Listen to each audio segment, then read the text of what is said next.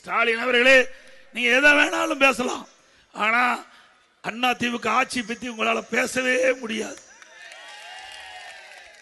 என்ன என்ன பேசுவாரு? எடப்பாடி பழனிசாமி பறந்துகிட்டு போனாரு, எடப்பாடி பழனிசாமி ஊர்ந்துகிட்டு போனாரு. இதையா நாட்டு மக்கள் கேட்கிறாங்க? நாட்டு மக்களுக்கு என்ன தேவை அதை செய்தோம், அதை செய்து கொடுத்தோம். திரு ஸ்டாலின் மாதிரி வெளிநாட்டுக்கு தொழில் முதலீட்டு ஈக்க போன்னு போய் சைக்கிள் ஓட்டிட்டு இருக்கார். நாட்டில் எத்தனையோ முதலமைச்சர் வெளிநாட்டுக்கு போனாங்க, நானும் வெளிநாட்டுக்கு போனேன்.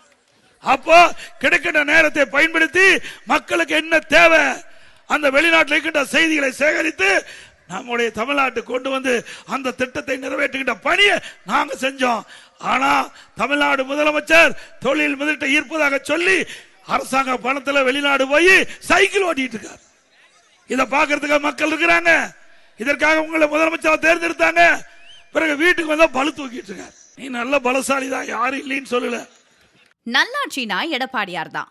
வாக்களிப்பீர் இரட்டை இலைக்கே.